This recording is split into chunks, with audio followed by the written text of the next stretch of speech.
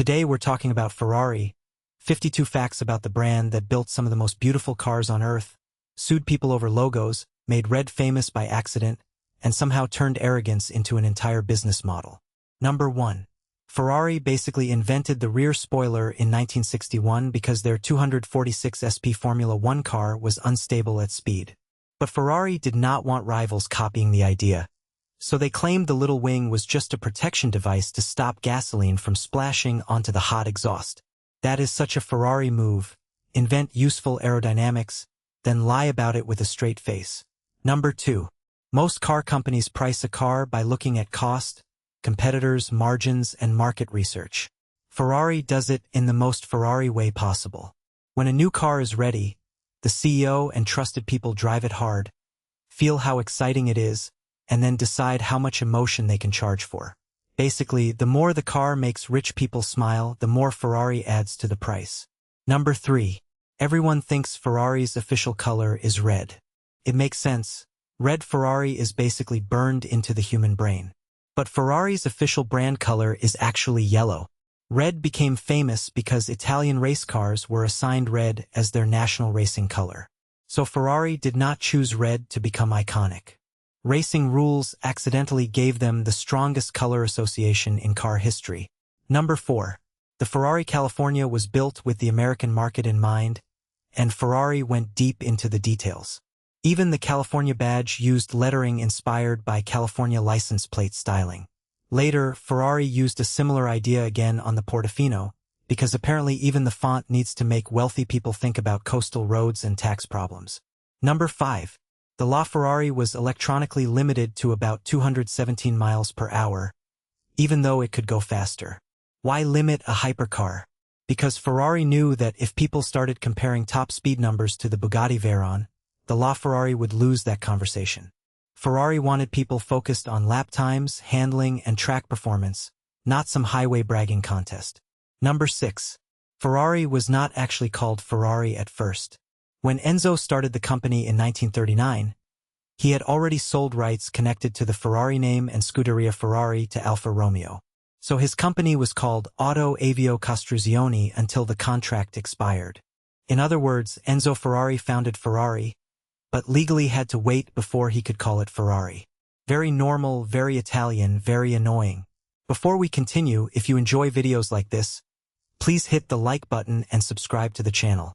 These videos take a lot of time, research, editing, and money to make, and your support really helps us keep going. Thank you. Number 7. The Ferrari 250 GTO should not have existed in the number it did. Racing rules required 100 road cars for homologation, but Ferrari only built 39. So Enzo allegedly pulled one of the most legendary tricks in car history. Inspectors would see the cars in one location, then Enzo would distract them with coffee while his team moved the same cars somewhere else and changed identification numbers. That is not paperwork. That is a magic trick with V12s. Number 8. Ferrari has publicly said it will not paint its cars pink. Never. Not as an option. Not as a factory color. The rumor is that Ferrari can even blacklist owners for painting their cars pink, though that part is not fully confirmed. But the attitude is clear. Ferrari will sell you almost anything, except apparently Barbie spec Maranello. Number 9. Ferrari employees are not allowed to buy brand new Ferraris directly from the factory. That sounds cruel.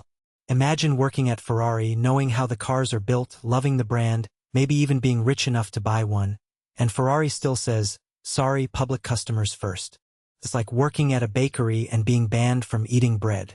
Number 10. Ferrari road cars only exist because Enzo needed money for racing. He did not worship road car customers. He actually cared way more about the racing team. He even drove normal cars like a Peugeot, Fiat, and Mini Cooper more often than Ferraris. Enzo basically sold dream cars to fund the part he really loved: winning races. Number 11. Ferrari makes absurd profit per car. While normal brands make a few $1,000s per vehicle, Ferrari can make around hundreds of thousands on a single car. That is the power of scarcity, image, and making rich people feel like they were personally chosen by an Italian gatekeeper. Number 12. The Ferrari Enzo is not officially called the Ferrari Enzo. His official name is just Enzo Ferrari. Same with LaFerrari. It is not the Ferrari LaFerrari.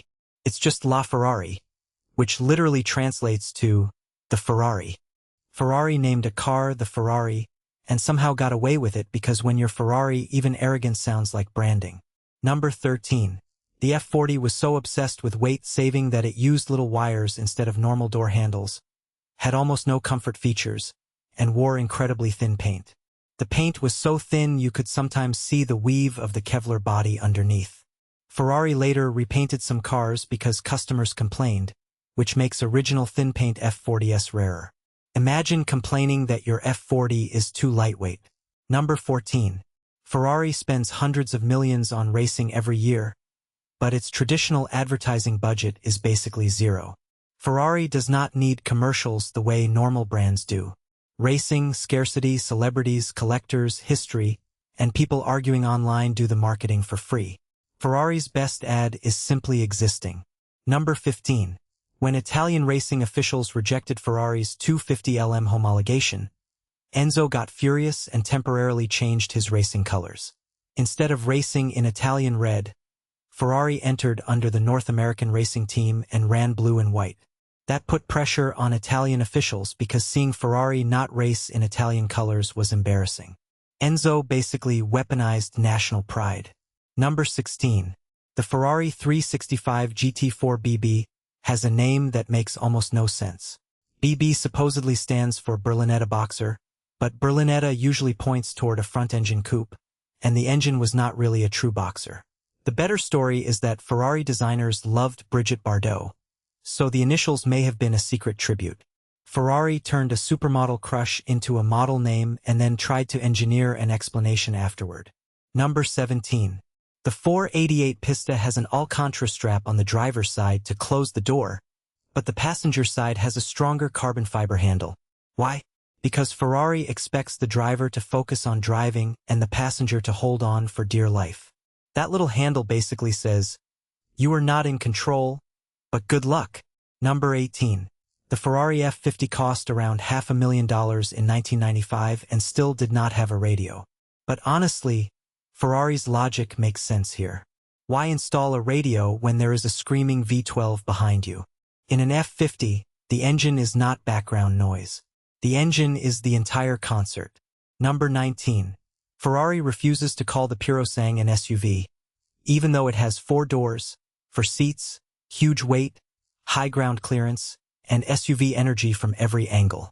Ferrari calls it something else because they do not want to admit they built the thing they spent years pretending they would never build. It is not an SUV. It is just a very tall Ferrari with family problems.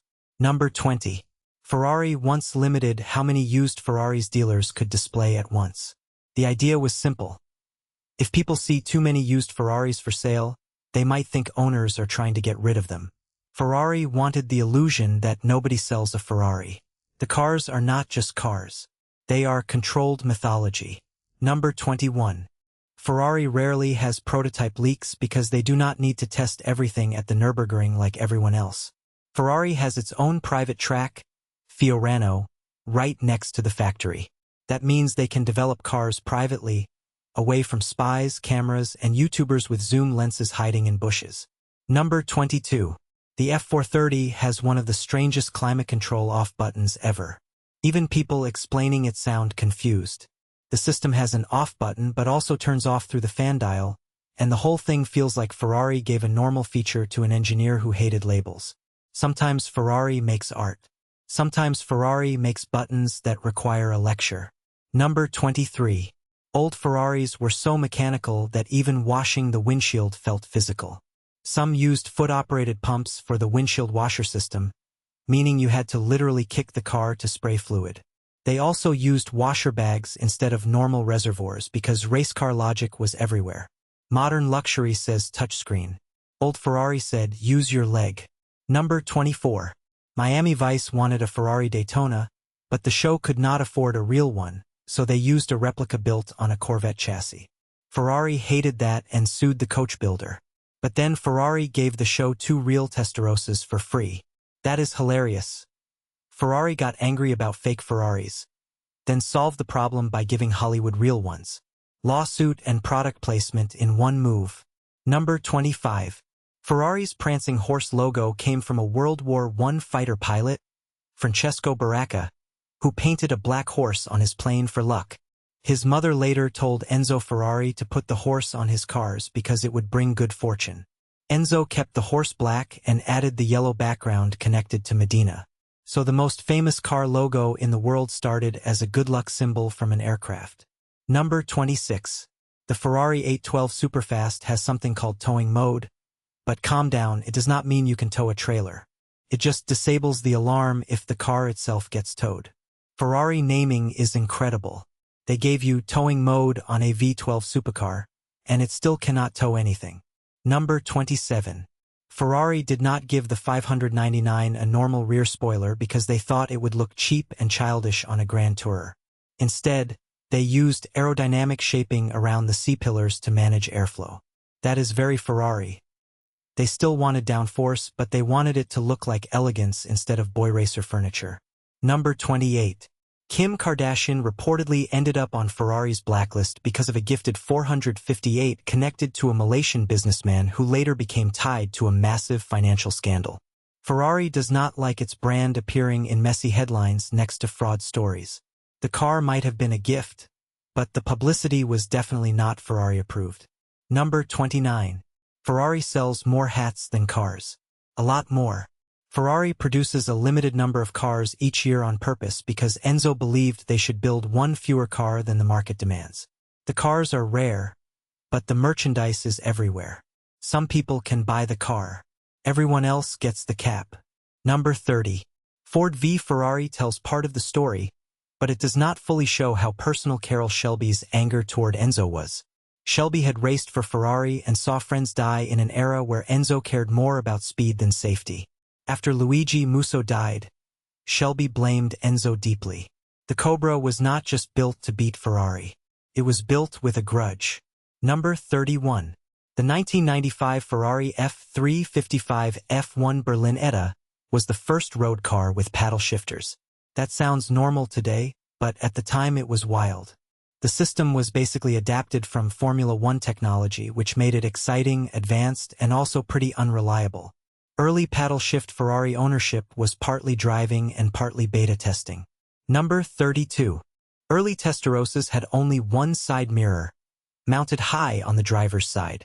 These cars are now called single mirror cars, or more affectionately, single nut Testarossas. It looks strange today, but that weird detail makes them special. Ferrari can accidentally create collector value just by being awkward. Number 33. Ferrari sued the Purosang Foundation, a charity, because Ferrari wanted the Purosang name for its new car. The awkward part is the foundation had used the name years before the car existed.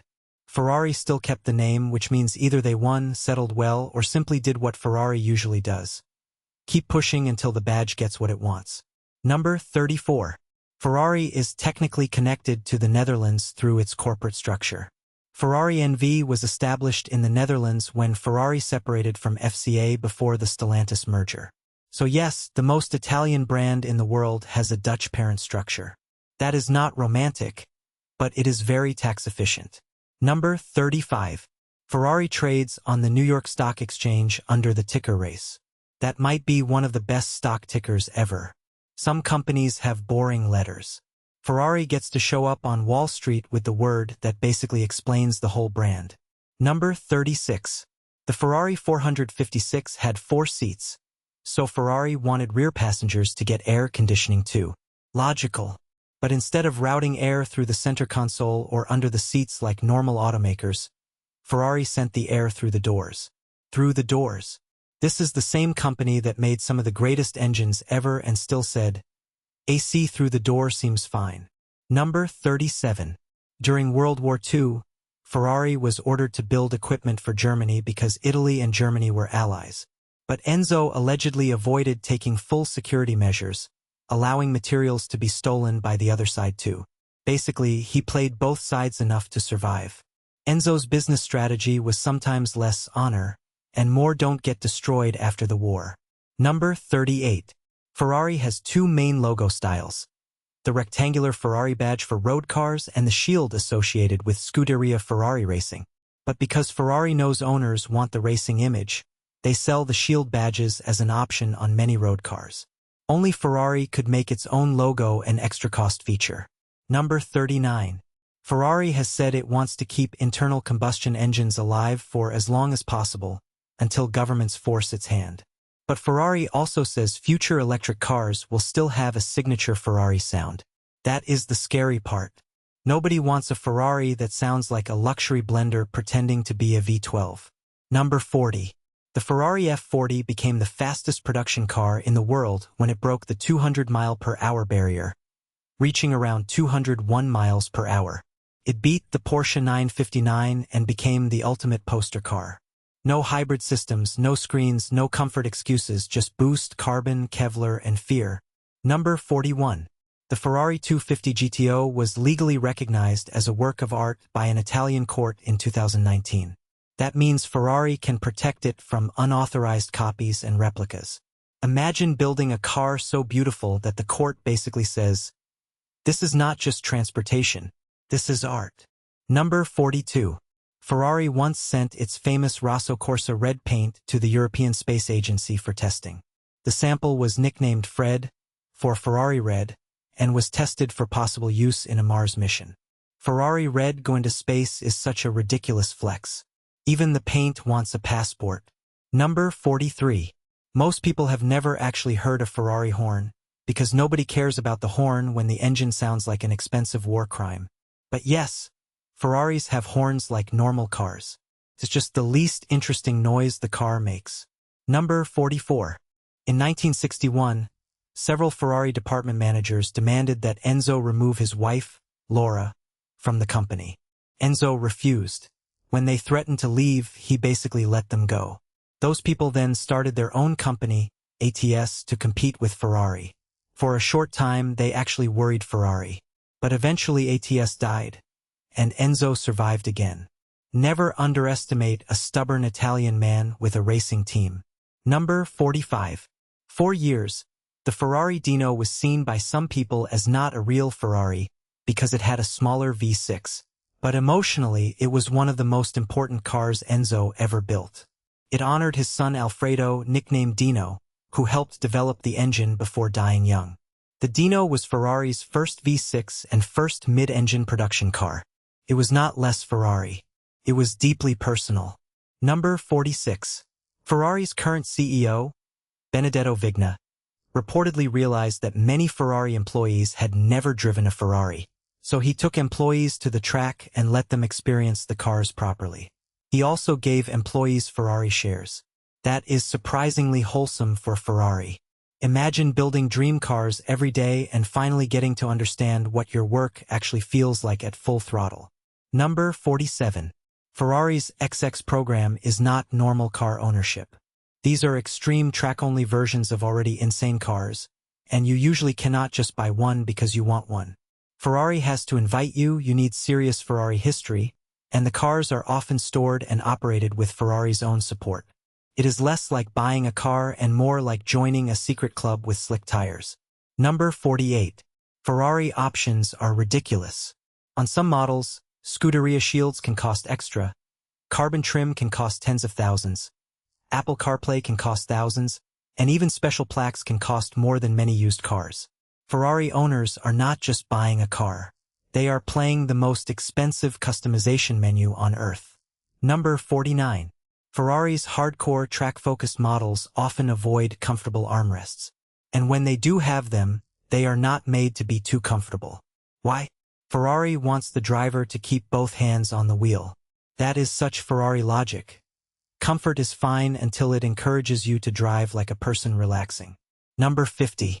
Deadmau5 customized his Ferrari 458 into the famous Ferrari, complete with meme-style graphics and modified badges.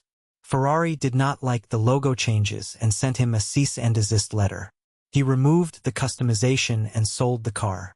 Then Lamborghini jumped in and gave him a Huracan, which turned into the Lamborghini Huracan. Ferrari lost a meme war to Lamborghini. Number 51. Ferrari's brand control is so intense that even in manuals, They style the word Ferrari differently so it stands out from the rest of the text. You already bought the car. You already know it is a Ferrari. But Ferrari still wants the name to look special every time your eyes pass over it. Number 52. In 1976, Ferrari offered the 400 with an automatic transmission. But Ferrari did not build its own automatic. Instead, they used a General Motors unit from Buick. So yes, there is a Ferrari out there with a transmission related to an American luxury cruiser. That is the kind of fact Ferrari fans quietly pretend not to hear.